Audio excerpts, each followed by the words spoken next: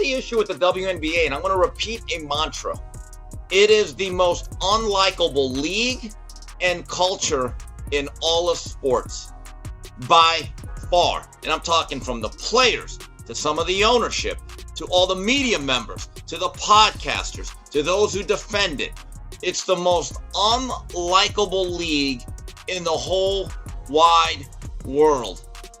And this is just another piece of evidence to support that statement. Before she even set foot on a professional floor, the WNBA was supposed to have found its savior, a once-in-a-generation talent and household celebrity. A player so captivating that she immediately smashed television records and packed venues. However, the league has taken an unimaginable action rather than honoring her. Its greatest asset has become its biggest drawback. The reality is harsh. Beneath the cheerful press conferences and highlight reels is a league that is so divided and preoccupied with its own politics that it is currently being referred to as the most unlikable culture in all of sports.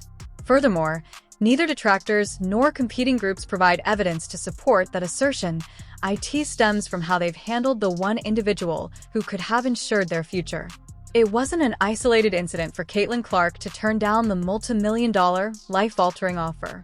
It wasn't the error that some sports journalists hastily labeled. Furthermore, it had nothing to do with her allegiance to a league that profits from her reputation while paying her pitiful wages. It was much more deliberate. A trap. The WNBA entered the trap with wide eyes due to its flawless design. They are now unable to locate a route out. We're revealing the news that the league doesn't want you to know today. A tale of sabotage, covert plans, and a celebrity who outwitted a whole company.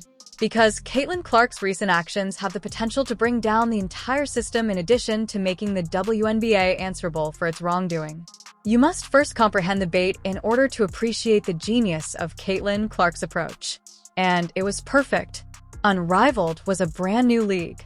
WNBA players Nfisa Keir and Brianna Stewart co-founded the company. They didn't arrive empty-handed when they knocked on Clark's door. They gladly presented an offer akin to that of Lionel Messi. An empire, not only a contract. Just the figures were astounding. For just 8 or 10 weeks of basketball, almost $1 million. That is more than 13 times Clark's ridiculous $76,535 official rookie salary in the WNBA. To put that in context, she brings in millions of dollars for the league through sponsorship, record-breaking TV ratings, and sellout crowds. She does, however, earn less than a mid-level accountant. That is offensive in addition to being unfair. However, the proposition went beyond cash. The payment was accompanied by something even more valuable: ownership, equity, and a portion of the league as a whole. Clark was not being viewed as a replaceable player for the first time. The WNBA had never dared to give her the keys to power. One of the creators of Unrivaled even acknowledged what everyone else was thinking: Caitlin Clark was being taken advantage of. They publicly stated that, given the enormous amount of money she is making, she ought to be among the highest-paid players in the world. It wasn't conjecture. It was an admission. Evidence that the WNBA was content to use Clark as a marketing tool without giving her the compensation she was due. The presumption was clear when this agreement came up. She would accept it. She would, of course. Why wouldn't she? Greater wealth, respect, and liberty. It was the best way out of a league that gave her pocket change and handled her like an ATM. Another reason why Caitlin Clark needs to flee the WNBA. It's a political organization. They're not serious about business, that they don't care about traditional sports fans. It's a little cult that puts out little political statements and everybody wears vote t-shirts. They don't care about making money. They don't care really about building up this league and making it profitable. They're a charity. She needs to flee the WNBA and start her own league. Her next move was devastating, though, because she chose to walk away rather than take the bait. The sports world froze when Caitlin Clark declined the offer. This wasn't just surprising, it was inconceivable. Who would turn down $1 million salary and a league-wide stake? Who opposes ownership, financial independence, and the opportunity to leave a system that obviously dislikes them? The media rushed to provide an explanation. She reportedly desired more sleep. Some said she should concentrate on her first season. Some claimed she didn't require the additional funds, citing her endorsement deals. However, the meaning was lost in all of those explanations. Fatigue was not the reason for Clark's refusal. It had nothing to do with endorsements or WNBA allegiance. It has to do with delivering a message. Clark demonstrated that she wasn't pursuing wages by turning down what appeared to be the ideal chance. Her goal was to gain power. Convenience was not the reason for this choice. A declaration of war was made. Clark was playing a whole other game while the WNBA was preoccupied with politics. It was much more than just basketball. She did more than simply turn down unrivaled's offer. She turned that rejection into a weapon. She declined millions to draw attention to something much more significant. She was imprisoned within a hostile, malfunctioning system. Because of this, her choice served as a warning indication that her story was no longer solely about athletics. It has nothing to do with salary, wins, or defeats. It was about something that people outside of the basketball community were interested in. Something that might rock the league as a whole. That signal, what was it? It was the sound of the federal government intervening. The story leapt from the sports pages into the national attention as soon as Caitlin Clark turned down that offer, since it was no longer just about a celebrity passing on money. It concerned the mounting proof that she was being singled out, taken advantage of, and silenced within the same organization that relied on her. At that point, the federal government became engaged. Sean Mullen, a former White House employee, openly demanded that the WNBA be the subject of a federal probe. He asserted that Clark was the victim of a workplace that was textbook hostile. It was a systematic campaign of abuse that the league condoned, if not promoted, rather than merely difficult play or rookie hazing. The evidence is overwhelming. She has already received 6 flagrant fouls in her first season, which is more than some veterans receive in their whole careers. Kennedy Carter shoved her to the ground. Marina Maberry took her down hard, and she was caught off guard by intentional body checks. 10 games were lost. 10 from injuries that, had the league truly protected its brightest star, would never have occurred. Her opponents are no longer able to dispute it. Sophie Cunningham, a guard for the Phoenix Mercury, made it clear. There is no protection for the league's best player. Consider that. It's not a fan, it's not a talking head, and it's not a rival who has publicly acknowledged that the league is purposefully allowing its best player to be beaten. Still, there was silence at the summit, and significant fines, no actual suspensions, and little public defense of Clark. The player accountable for their record ratings is literally left to bear the consequences of every foul, shove, and injury that occurs in the WNBA. Because it's no longer conjecture, the allegations of a hostile workplace struck so hard. The bruises are genuine. The wounds are genuine. Furthermore, the league's inaction goes beyond simple incompetence. It appears to be collusion. Even while the physical targeting was terrible, there were other indications that something more serious was happening. Because the politics continued beyond the court, they extended all the way to the Olympic arena. The Olympic rejection dispelled any doubt that might have been aroused by the hits on the court. Because performance had nothing to do with what transpired there. It had to do with politics. The truth was exposed through leaked information from seasoned journalist Christine Brennan's next book. It was inevitable that Caitlin Clark would not make the Olympic squad. Not because she lacked sufficient talent. Because the choice had been skewed from the beginning. Her influence and statistics shouted louder than anything else. As a farewell present to Diana Taurasi, a game icon who is well past her prime, her roster place was given up. Putting together the greatest team to represent the U.S. was not the goal. It was about keeping the status quo intact, rewarding loyalty, and keeping the one player whose fame threatened to overtake them all. Furthermore, the logic was worse than the result. Officials reportedly didn't give Clark enough playing time because they were afraid of the criticism if he was featured. Consider that. They decided to keep her completely off the team rather than take the chance of her fame overshadowing veterans. She wasn't rejected because she wasn't competent. Because she was too talented, too well-liked, and too indisputable, they ignored her. It was an obvious message. It has nothing to do with competition. It has to do with control. When Christy Sides, Clark's Indiana Fever coach, broke the news to him, Clark's reaction was neither loss nor rage. "It was a warning," she remarked plainly. A monster was awakened by them. There was more to that line than defiance. It was a prophecy, because the league's attempt to dehumanize her just served to highlight how brittle their authority actually was. It was impossible to put that monster back to sleep once it woke up. What transpired next demonstrated how crucial Clark is to the WNBA and how rapidly the system could fall apart without her. The WNBA has used the same justification to dismiss criticism for years. "We're expanding. Please give us some time." However, that justification was destroyed when Caitlin Clark joined the league. Because no amount of spin could change the story the numbers conveyed. The WNBA reached previously unheard of heights with Clark on the court. 1.81 million people watched her games on average. Arena after arena was sold out. To meet the demand, teams were forced to relocate to larger stadiums. Sales of merchandise surged. The WNBA was not limited to the sports page for the first time in decades. National headlines were dominated by it. However, everything fell apart as soon as she moved away. Clark missed 10 games due to injuries. Ratings plummeted by an astounding 55%. The average number of viewers dropped to just 847,000. It's not a dip, it's a free fall. Networks, sponsors, and marketers are terrified of that kind of collapse. And this is the harsh reality. The WNBA as a whole is to blame for this league's demise. Because of Caitlin Clark, it is surviving. An entire organization is supported by a single player. The WNBA is aware of this.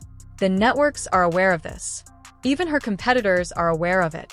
Nevertheless, they have treated her like an annoyance, a cash machine they can milk without ever giving her the respect, protection, or influence she deserves, rather than safeguarding her and constructing the league around the one star capable of carrying it into the future.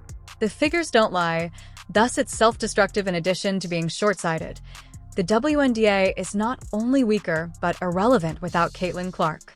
Because of this, her choice to decline the $1 million getaway wasn't at all stupid. It was calculated. Because she demonstrated that her battle isn't about pursuing wealth at that very moment. It's about something much more significant. Instead of giving up authority, she made it her own. And the most disastrous action to date was made possible by that rejection. It seems crazy at first glance.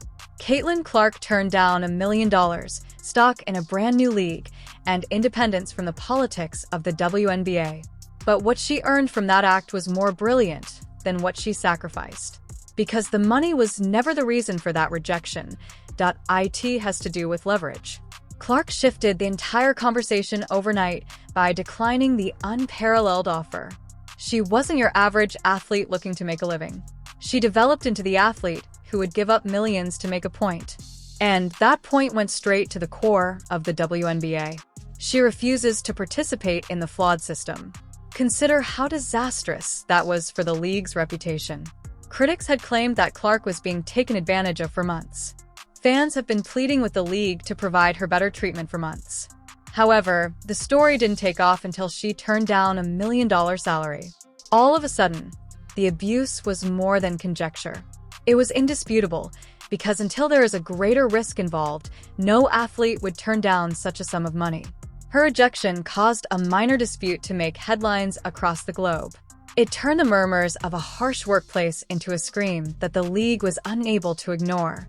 Additionally, it made cries for federal action more credible, because the issue had to be serious if Clark, the public face of the sport, was prepared to spend a fortune in order to make a statement. She completely changed the story with a single action. She was no longer the victim. The executioner was she. Unrivaled spate wasn't the only thing she turned down. She turned it into a weapon, demonstrating that the conflict wasn't about her money by offering her personal sacrifice. It was about dismantling a rotten system. At that point, the plan's second phase started. Because the WNBA Players Union saw their opportunity to go on strike at the same moment that Clark caused the issue. The headlines were only the beginning of Clark's decision's aftermath. The WNBA Players Union quickly took advantage of the perfect storm produced by her rejection of the unparalleled deal. Players had been complaining in private about respect, money, and working conditions for years. But the league always had the advantage, therefore nothing ever changed.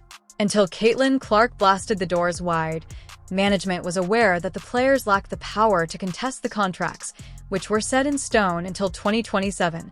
The Players' Union made an unexpected announcement almost immediately after her ejection became a national discussion point. They were choosing to leave the collective bargaining agreement early. In a single statement, a deal that was meant to last for a further 3 years was destroyed. Nneka Agumake, the president of the union, did not sugarcoat it. She warned that participants could no longer afford to remain still, calling it a pivotal time. To put it another way, the patience was running out. They had taken off their gloves. Here's the secret. It wasn't a coincidence. Coordination was the key. The union had the indisputable evidence they needed to demand more thanks to Clark's sacrifice. Look, even the biggest star in the league, the one carrying all of us, is being used, they may now claim, citing her story. What chance do the rest of us have if she isn't appreciated, paid, and protected? It was the ideal weapon. In order to support their nuclear option, the union used Clark's denial as a rallying cry. They caused the league to experience an existential crisis as a result. Because the WNBA's whole financial structure is now up for discussion in the absence of a collective bargaining agreement. TV money, endorsements, salary caps, revenue sharing, all of it. The players had stopped asking. They made demands. The WNBA was suddenly under pressure from both sides. A players' uprising is emerging from within, while federal investigators are circling from the outside. Panic was beginning to spread at league headquarters as the walls began to close in.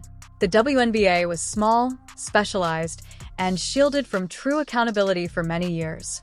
However, Caitlin Clark dispelled that delusion. The league is currently caught in a crisis that it created.